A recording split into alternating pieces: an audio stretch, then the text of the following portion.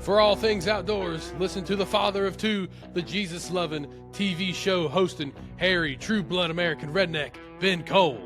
And listen to the outdoor filming, chef cooking, chocolate milk drinking, John Weissmuller. And we are Rooted Podcast. What's up, Ben? How's it going, man? What's happening, brother? Oh, we are What are we back doing? talking about one of our favorite times of the year other than ducks, and it's turkey season, Bo. We are here talking about some wild turkeys. We're going to go through some different turkey calls, some different calling techniques, when to call, and why you should or should not call in some circumstances. And there's just a bunch of other things because we are getting super pumped about hunting some longbeards. I know I am, John. What about you? Man, I'm always excited for it. You know, this time of year is really when people start getting amped up.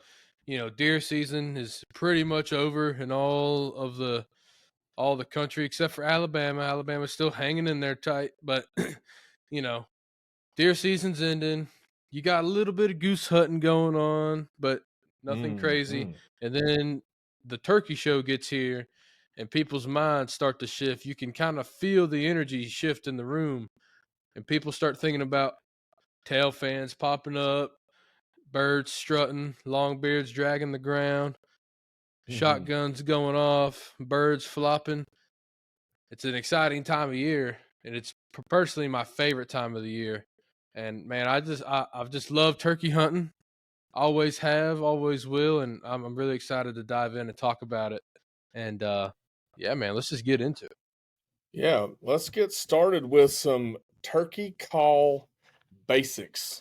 So, when I say basics, I'm Sure. talking about the essentials for what you need to effectively Okay. kill a longbeard, right? So, Okay. and what we're doing here is something totally crazy, right? So in nature, the tom is strutting and the hen goes to the tom. What we're trying to do is bring that tom to the hen, which goes against everything that turkey knows and does. I mean, that dude puts on a huge show, strutting, gobbling, drumming, spitting. I mean, really puts on a song and dance for those hens, and we're making him come to us. So, John, let's dive Okay. in. Yep. Tell me what call is the easiest to start with for somebody that may be just getting started in to turkey hunting. What is the easiest to learn, and what are some basic call combinations they can do? All right. So there's a lot that goes into that, right? First things first, exactly what you said. Okay. You're trying to reverse nature. Not an easy thing to do. You're trying to get that tom to come to you. And that tom's trying to get you to come to it. So you got to understand a few things before you pick up a call. Okay. You got to understand there's three basic sounds that a turkey makes. Okay. There's more than three that a turkey makes, but the three basic ones, okay, you got the yelp, the cluck, and the purr. Okay. So knowing that, we need to understand what they mean. What is a turkey saying? Okay, when they yelp, when they cluck, when they purr. Okay. Because you can pick up a call, learn how to run it, great. That's awesome. But if you don't know what it's saying, it's useless. Okay. So a yelp is a turkey saying, I'm over here. Come here. I'm over here. Okay. A cluck is a turkey saying, look. Now, if a turkey clucks really fast, okay, and that's called a cut. That's a series of clucks very fast. Okay. That pretty much means like, look, look, look, look, look, look, look. There's a lot of danger going on. Like, bad. We gotta bounce now, or someone's gonna be flopping in a minute if we don't. Okay. Where otherwise just a regular cluck pretty much just means like, hey, look, I found some food. Hey, look, this is cool. Right? Just like humans talk. Now the purr if you'll notice, whenever you're out in the woods and you're turkey hunting, a lot of the times turkeys purr when there's two or more in a group, and they're kind of saying like, and they usually purr whenever their heads down and they're eating. They're saying like, my space, like this is my area. Okay, don't come over here. This is my food. And animals, right? Turkeys, being the animals that they are like, no, I'm gonna come over there and eat your food because you told me not to. So that's just that. Kind of like humans do, right? You know, if you got a brother or something, you're like, don't play with this toy. Now all they want to do is do that. I'm sure your kids do the same thing, Ben. You tell them not to do something, now that's all they want to do. It's the same concept. So knowing those things, okay, I know that's kind of the boring side of things. Now it's exciting. Now it's time to pick up a call. Okay, you got a few options. One I don't have in front of me that honestly is probably the absolute easiest is a push button call. Okay, you can do the three basics on it: cluck, yelp, purr. So those are out there, and it literally is push button. It's literally just this box, and it has like a spring in it or like a rubber band kind of pulley system, and you literally just push it. Friction happens, call is made. Okay, but let's say that you know that you're better than a push button call, and you really want to get into this. To me, what I found to be easiest, okay, was a box call. Now, why do I say box call? Because if you go to a pot call, okay, which could be ceramic, which could be crystal, could be glass, could be copper, aluminum. Slate is a very popular, most common one, probably. Slate call. Okay, it comes with two different things. You have the actual call, then you have this thing called a striker. And you put them together. Okay, right? But that kind of takes two parts, whereas the box call is just all one thing. So I would say if you're gonna start calling, start with a box call. Now most box calls take chalk. Okay, I'll get this up here so people who are watching the video portion can see this. You have the lid of the call, then you have the box right at the bottom. Okay, you got these two kind of ridges on the call. Okay, and then the box goes over it. So the reason that I think this is the most simple, Ben, is because just to start, all you gotta do is drag this thing, like, and just dragging it. Let's just assume you've never done it and you're just dragging it. You're kind of already halfway there. Okay, I want you to listen to this because a Yelp. Let's dive into a Yelp for a second. A Yelp has two parts. Okay, has the upper and the lower, the high and the low. Okay, a Yelp, it kind of goes, yeah. Okay, it starts and then it kind of drops off. And if you just drag this across, you kind of hear it, right?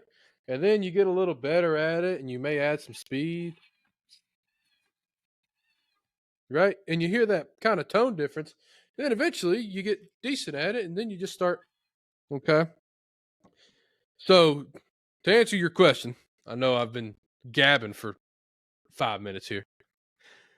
I would start with a box call if you're just getting into it. It's the most simple to use, it's the easiest to take care of, and you can do the three basic calls you need to kill a turkey. Excellent. So the box call is where you started. I started on a pot call, slate call, and I don't have one right here in front of me, but let's talk about how a turkey actually sounds, though, because every turkey is different in its own right. Man, you don't have to be a world champion turkey caller to kill turkeys, which is much like in the duck world and all that stuff.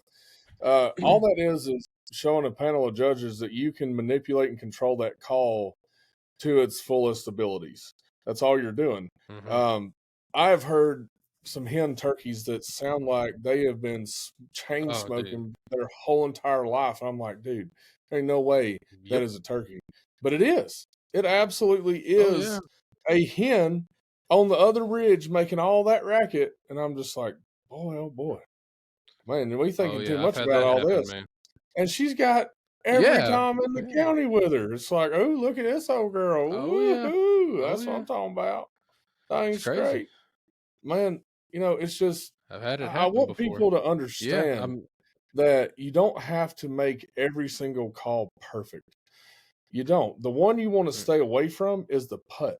You don't want to putt because that is their danger call. Like, hey, there's danger over here. See you later. We're out.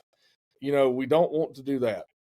That's the one you want to stay away from. Right. And, but other than that, man, it's really not that difficult to kill a turkey as far as the calling aspect goes because it does not have to be perfect. The difficult part comes in is when they decide to be true Easterns and don't respond. They either go lockjaw, fly out, they gobble their heads off on the roost because they know ain't nobody going to Mhm. get them there. And then as soon as their Yep. feet touch the ground, silence. Because they've already got their hens with them. Yep. Typically, is why. Why would they gobble? They don't have to. They have all the hens with them. So when a turkey is gobbling, what it's doing is saying, "Hey, look at me. I'm over here strutting. You should come over here, and we should make eggs. We should breed." And that's what he's trying to do is get a mate, and he's trying to breed all these different hens. Well, that's what the gobble is for, is to tell all the hens, hey, here I am. And it's a communication between the hen and the longbeard that goes on. And that's what we're Hmm. trying to replicate is that All they're communication doing between is the hen talking. and the longbeard. So you don't have to be perfect on your turkey calling. Just give it your best effort. The main point in turkey hunting is concealment, number one, no aggressive movements, and just kind of knowing your birds, knowing the terrain, knowing your land, and getting out there and scouting. But we'll talk about that on another episode. Uh, just touching on the point of you don't have to be a phenomenal turkey caller to kill birds. You just don't have to be. No, I mean that's a great point because I think a lot of people get caught up in calling too much. Dude, Mm-hmm. I have killed a lot of my birds, including this one behind me, by calling a little bit and then just shut up. Because Mm-hmm. listen, it's a turkey, folks. It has a head like the size of my fist or smaller. The brain's not that big. Okay, I'm not saying that they're really stupid, but they're turkeys. Okay, we're humans. Let's just think about this for a second. Okay, if you most times, right? If you're talking to somebody, okay, and then let's say you're talking to 10 people, 9 people are all up in your business wanting to talk to you, and that one is kind of talking to you, but not really, 1 foot in, 1 foot out. That's the person you want to talk to more because you're like, well, why aren't you talking to me? What's what's going on here? Turkeys are the same way. If you talk a little love, you're like, hey baby, come on over. And then you just hush. That that old Tom's like, well, what's wrong with me? Why doesn't I'm gonna go over there and see what the heck who does this lady think she is? Talking like that to me and then just gonna not talk to me. I ain't playing that game. And then they come over and well, it's us on the other end.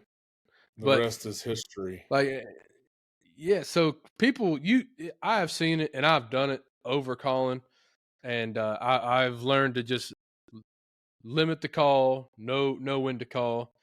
There's a bunch of things that you can do for that.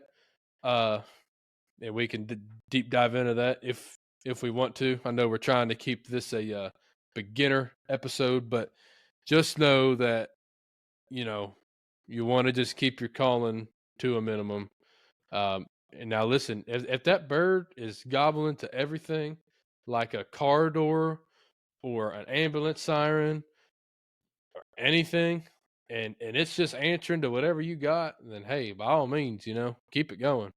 Like But all them Rios down in Texas we killed. Well, we couldn't get that one away even after we killed his two buddies. He still hanging out trying oh to my strut at god, them decoys. I was like, dude, you are dancing on the door of death and you may want to just walk on before I change my mind. Yeah, exactly. I mean, Exactly. good I mean, grief, some man. birds just do it right, man. Some birds just plain out do it right. That particular hunt, but it was kind of the same thing, right? Like we went out, we located them. We'll talk about Mhm. that in a minute. But we went Yep. out, we located them, we sat down. On this hunt, we actually had decoys, Yep. and anyway, called a little, they gobbled, and we saw them, right? So that's another huge thing. Like, if you see the bird coming, you just hush. He's coming. You don't need to Mhm. do any more convincing.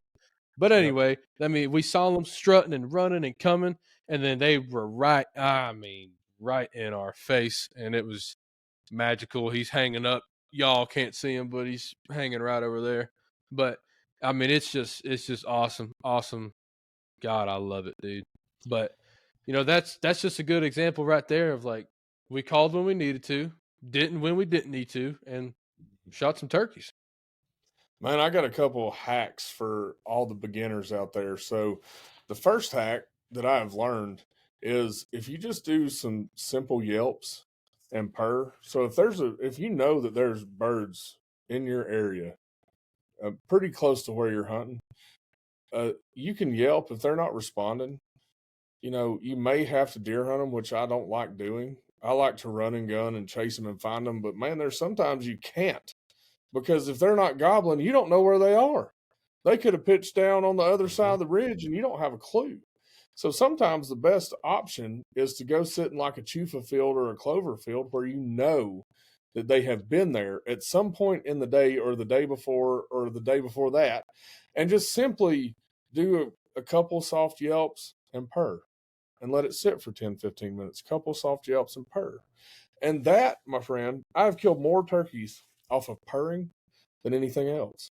I really have. I've killed a pile of Mhm. turkeys, and over the You know years, why? why?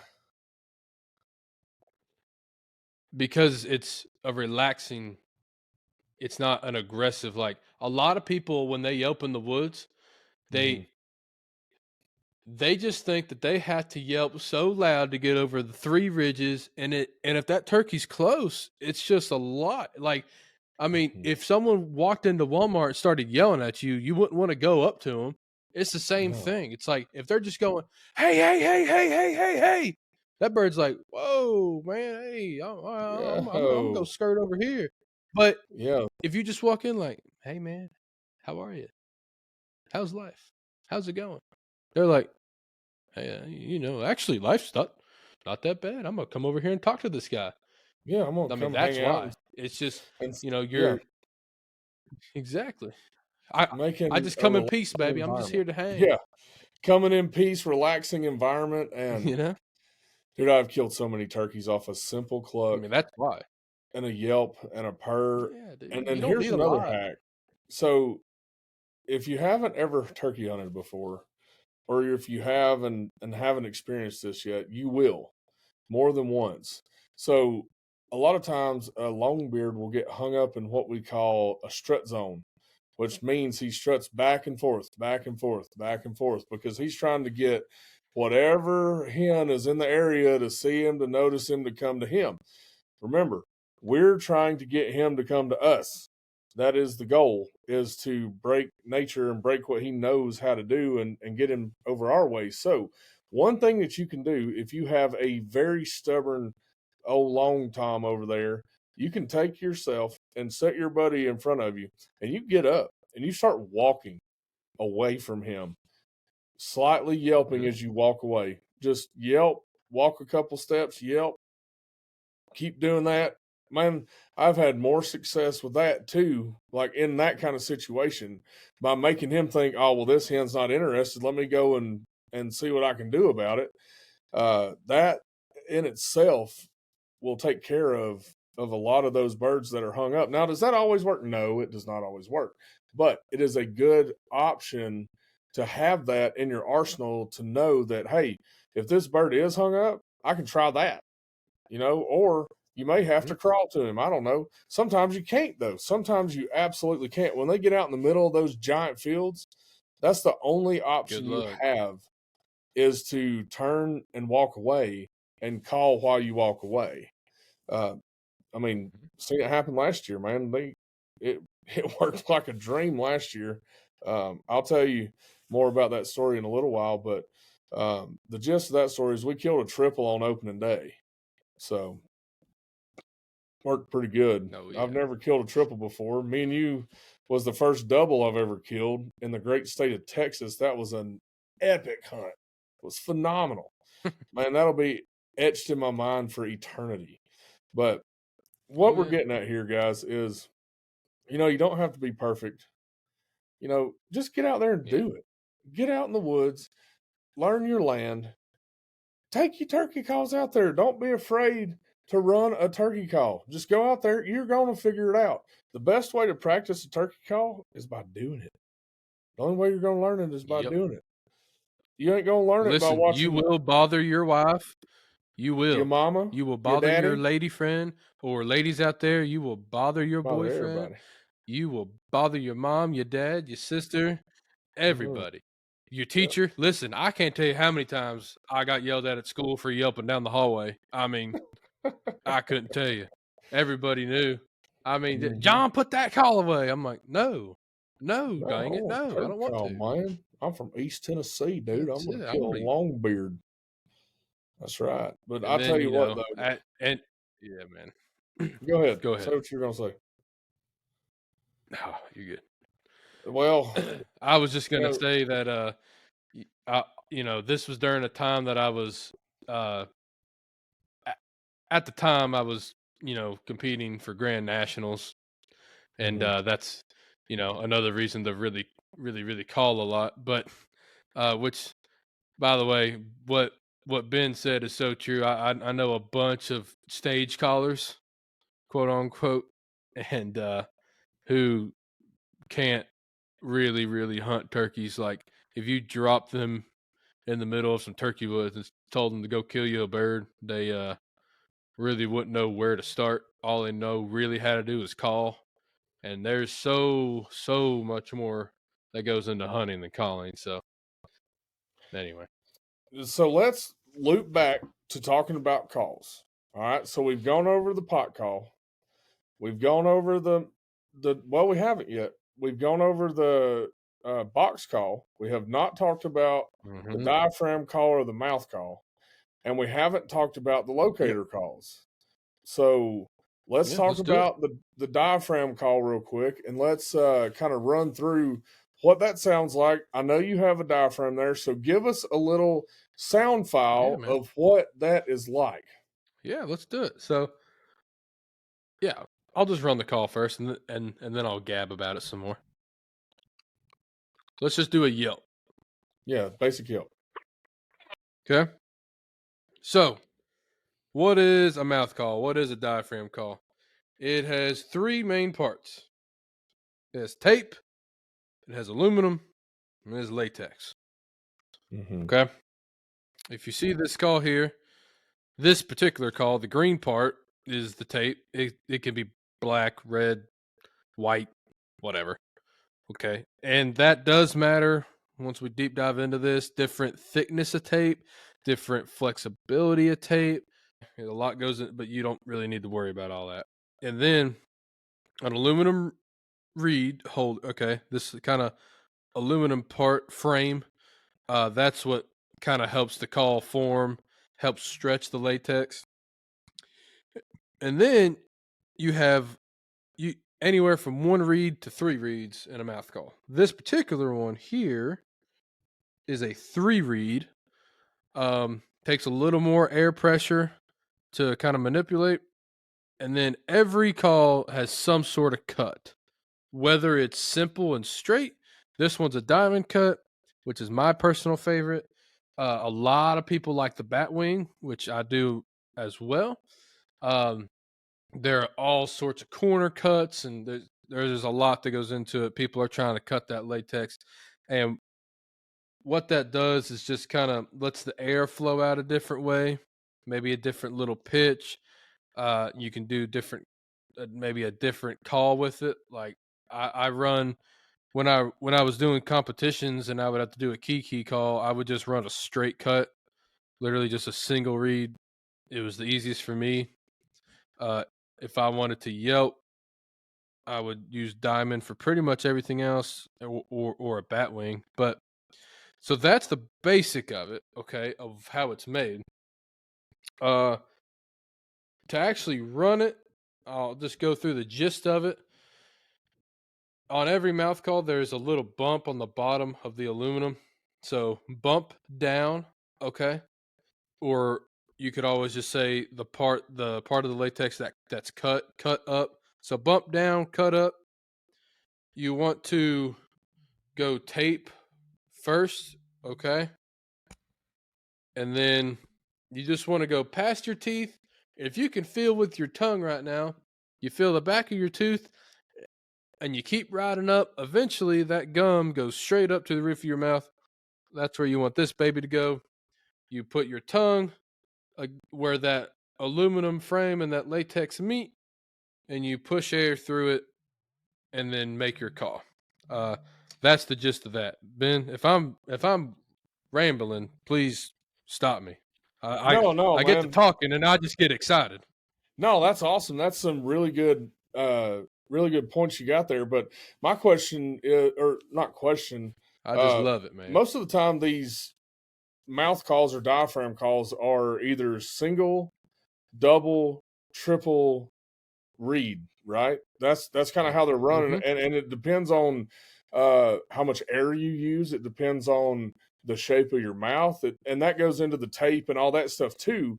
But it Yes. also depends on like the pitch that you want to achieve, you know, because I like the split V cut. That is my favorite all time go to split V. Run it like a wild banshee. I usually use a double reed.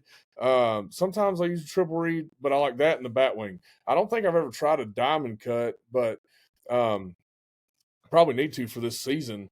But you know, there's it's a lot of things to look into. So you know, a mouth call is not very expensive. Excuse me.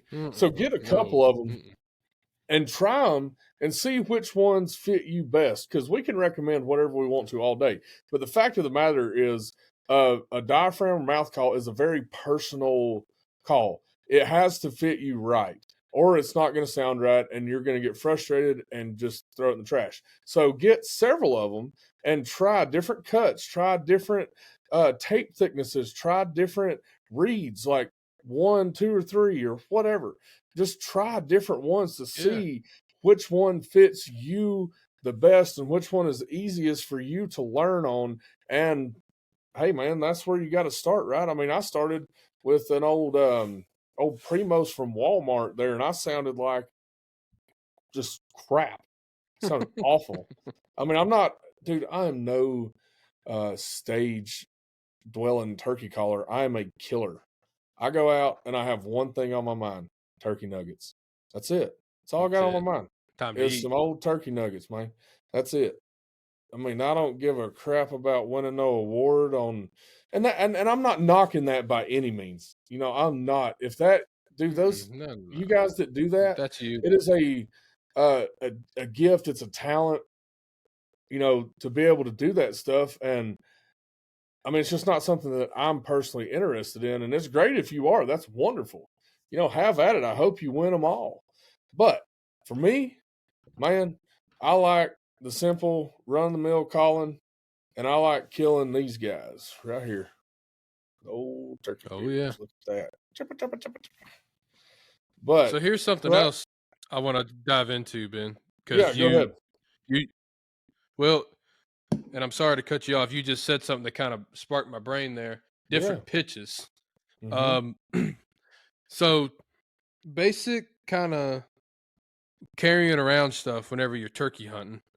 Um, I really like calls, pot calls that have different sides. Uh, this particular call, this company's not even in business anymore. The guy retired, whatever. But there's calls like this out there, is what I'm trying to get at, where it has three different sides, and that's really important. Even if you just have two different one-sided pot calls, let's say you have a glass and a slate, or a ceramic and a glass, whatever. Like, even if that's all you have, that's really, really important, because every turkey is different. Every turkey sounds different. And that turkey that you swear loves a slate call, he may wake up one morning and you are just running that slate and you've had him gobble before and he doesn't answer. And then you get out the glass call and he just pops off because maybe you're hunting public and everybody runs a slate, but you're the only dude that runs a glass call or whatever the case is, right? And you just give that bird a different kind of point of view, a different voice to hear. That could be a game changer, dude. It really, really could be. No, that is a great point that you brought up there. It's diversity and having different sounds for different days. You know, sometimes, man, they just like the way it hits their ear a little bit different when you use a glass call or a ceramic call or a mouth call, or on the windy days, Right, man, I whatever. love a box call because I can get loud on Mhm. them windy days if I need to. Mm. Um, Cuts through it, absolutely. yeah, yeah, man. So, you know, that's kind of what my point is you just got to get out there and try it. You got to dive in. Don't be afraid. You know, if somebody makes fun of you, who cares? You know, because one of the Yeah, days you're just going to do end it. up with that bird in the back of your truck, and they're going to be like, "Well, dang, man, we should have been hunting with you all along." You know, but it just takes getting out there Oh, and yeah. doing it. Are we always successful taking turkeys? No, absolutely Mm-mm. not. Man, last year there was one day in particular, I walked about 12 miles or so, didn't kill a bird. This one old Tom, man, he is old as the hills, and it seems like he is untouchable. We tried everything in the book, and everybody has for the last 3 years. Nobody can kill him, and I didn't kill him. And he's still there. Nobody killed him last year. He's still chilling unless he died. I don't know. I don't know if he died or not, but We're killing for that bird. I love stories dude, like that, man. We dude, are killing that bird. he Promise you. is a uh old school Tom that's heard it all, seen it all, done it all. And Oh yeah. man, he roosts in the same pine thicket every year, all through the season. And buddy, he knows when he hears that gate open, it's over. He'll gobble his head off on the roost and he's lockjaw the rest of the day. I mean, it's unbelievable what that bird has put a lot of people through. And I tried to kill him last year and I couldn't do it. But nonetheless, let's so we've got pretty much all the basics on the actual turkey calls. So now let's talk about my Mhm. favorite, locators. How about a little Yeah. little owl hoot there, man? Get them fired up like nobody's business. And you know, I have sit back and learned, like what you were talking about, the different tones, man. There's some days that you know you can pull out a hoot tube, hammer down, and then some days you pull out the hoot tube, nothing happens, and then you just go into Mhm. hooting yourself, and they hammer down. It's just, man, it just depends on the Love it. day. Every bird is different. Every bird has something else that sets them off. But dude, I absolutely love the hoot owl locator call. Man, the hoot owl locator call, if I can Me even too. speak, it gets me all fuzzy inside. Uh, Speaking of that, man, last year, well, no, you were with me. We were in South Georgia. Remember that? We called that owl literally Mhm. sat on a tree limb above us and just looked down at us like, "Hey, Oh what yeah. you doing?" And Yeah. just I stared was at us. thinking about that whenever you were doing it. Yep. Yeah, it was pretty neat, man. I've never had that experience before. I mean, I've had him get close, but not like that. And that dude was They were coming on to us. party. That dude was ready to party. He was ready to hang out with the boys. So we've That's got it. the owl hoot. Let's dive into a crow call. So a crow call, what we're trying to do with these locator calls is to get what we call a shock gobble. That's what we're looking for. That's when that turkey hears something that he don't like and he's gonna gobble about it because he wants to fuss, I guess. I don't know. But he's fussing up there in the tree telling that other one to hush up. So give us an example of a good crow call. So the basics of a shock gobble: loud, disruptive, and they don't see it coming. Hence the word shock. They're shocked, right? So a crow, for the most part, does 3 calls in a row. A basic is just right now.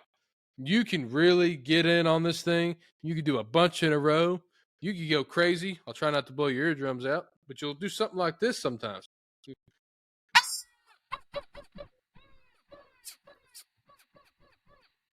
right? Kind of a little hard at the beginning, then normal, then maybe a little soft, and back to loud again.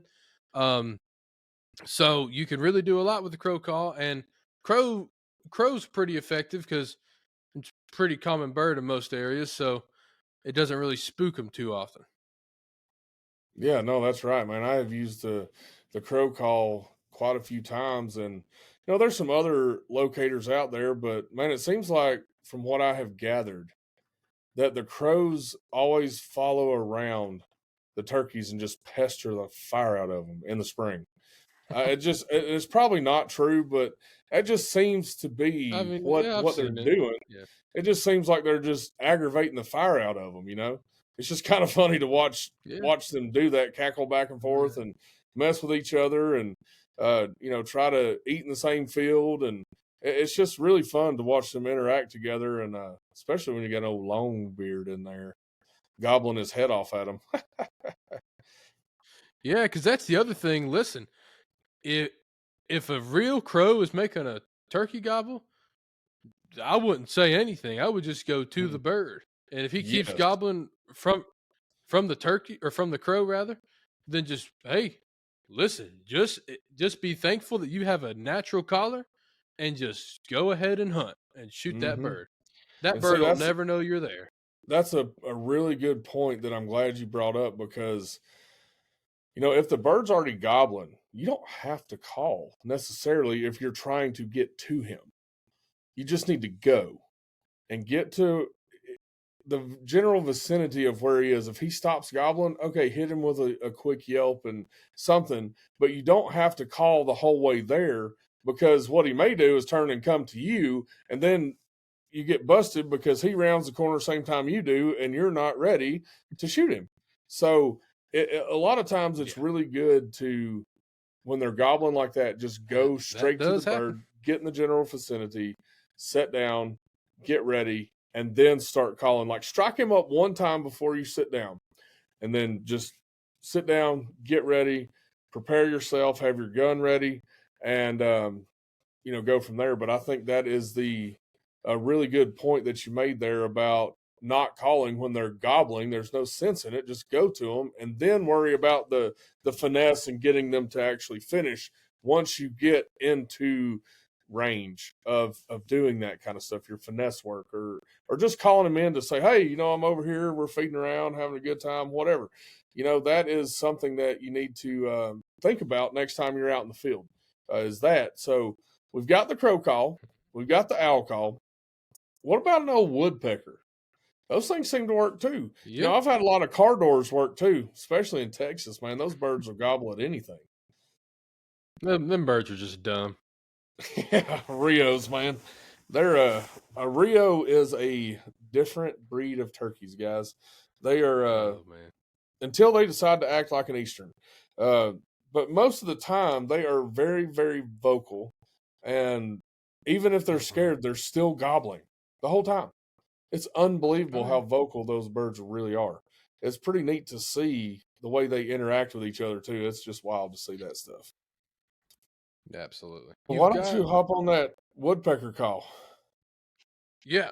So most woodpecker calls like this that I'm holding. It's also a peacock call, or it's a peacock Mm. and a woodpecker. So I know what y'all are thinking. You're like, a peacock, really? I don't. There's no flipping peacocks in my woods. You're right. There's not. I believe you, but it still works. You know why? Because it's loud. It is disruptive, and they're not expecting it. Just like I said in the beginning. That's why the crow works. That's why the owl works. That's why the peacock works too. So the peacock's really, really loud. I'm really not gonna do that. I mean, dude, it's loud. Um, but woodpecker, very simple. I'm not saying any sort of sound or putting my tongue a certain way. I'm just blowing air and just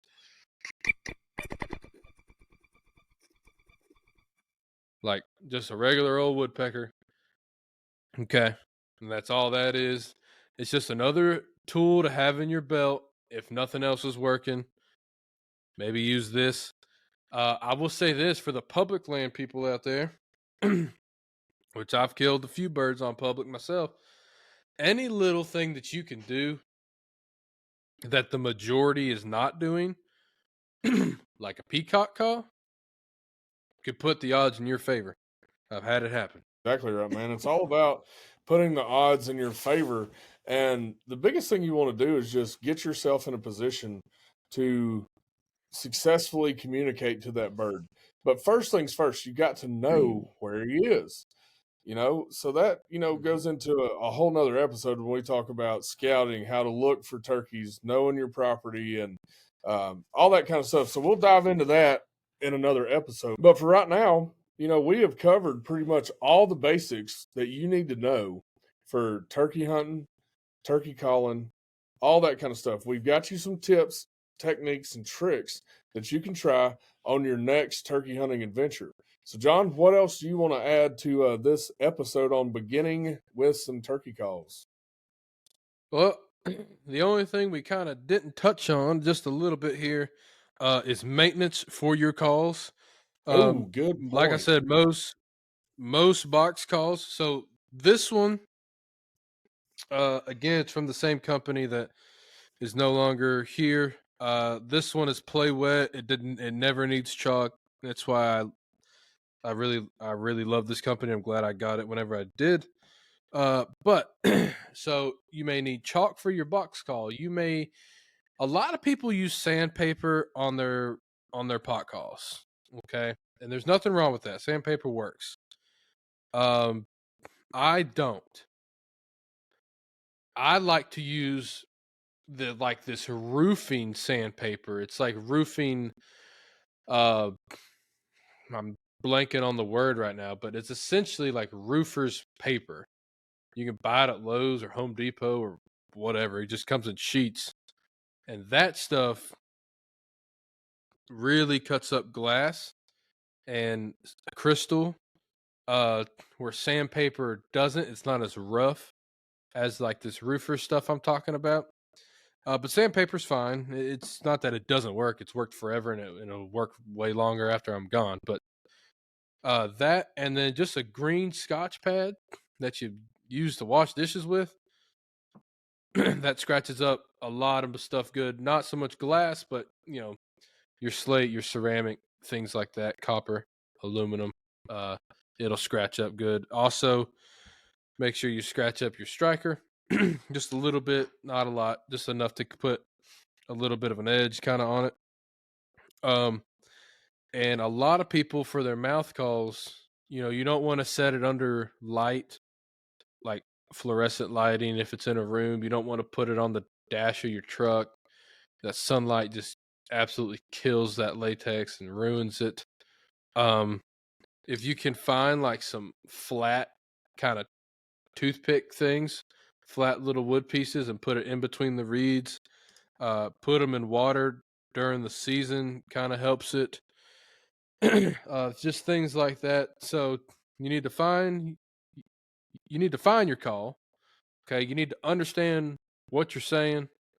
Okay, and then you need to take care of your call for during season and then plus after season whenever you put it away. So that's kind of the basic there, man. Yeah, so Know what the turkey's saying, grab the Yep. call, take care of it. Done. And don't be afraid to get out in the woods and just experiment, have a good time, and just be in nature, be in God's country, man, because look, Yeah. God put every critter on this earth for us to eat. So turkeys just so happen to be delicious. Yeah.